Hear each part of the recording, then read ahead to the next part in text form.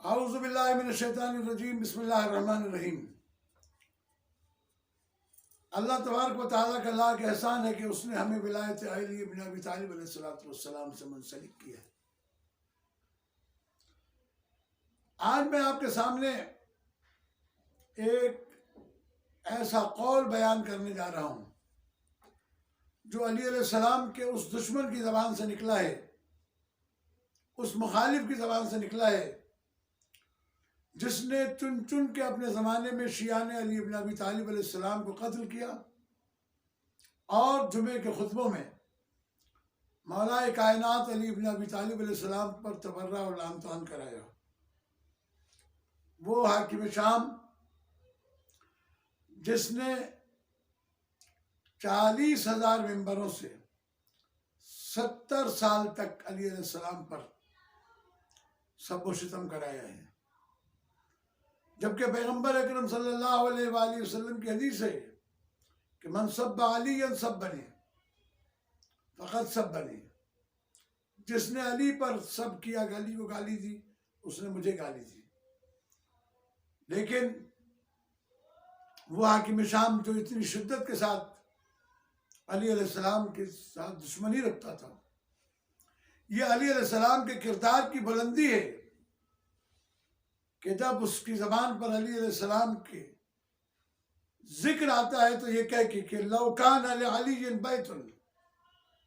کہ اگر علی علیہ السلام کے لیے ایک گھر ہو، من التبر وبیت من التبن، ایک گھر جس میں سونے کے ڈلوں سے بھرا ہوا ہو اور ایک گھر وہ جو بھوسے سے بھرا ہوا ہو، لانفق تبرہ قبل تبنہ، تو وہ علی تبر یعنی پہلے سونے کے ڈلوں سے گھر کو خالی کرے گا، جب وہ ختم ہو جائیں گے پھر بھوسا بانٹے گا۔ اسی لیے مولا کائنات علی بن ابی طالب علیہ السلام کی شان میں کہے گئے قصیدہ کوثریہ میں شاعر نے کہا ہے کہ افعال الخیر اذا انتصرت فی الناس فانت لها مصدر، کہ جب بھی خیر کی فعل لوگوں کے درمیان ظاہر ہوں گے، بیان کیے جائیں گے، تو اس بیان میں فانت لها مصدر، تو اس کا منبع و مصدر آپ کی ذات علی بن ابی طالب علیہ السلام کی ذات ہوگی۔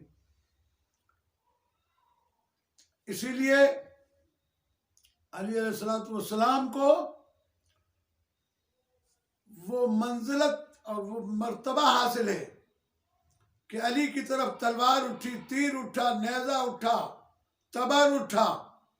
لیکن علی کے طرف کسی کی تلوار، کسی کی انگلی نہیں اٹھ سکی، کہ علی کا کردار اتنا بلند ہے جتنا قرآن کی عظمت بلند ہے۔ یوں ہی تو نہیں کہہ دیا پیغمبر نے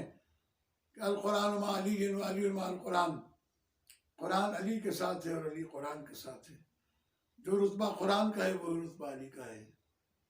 السلام علیکم ورحمۃ اللہ وبرکاتہ۔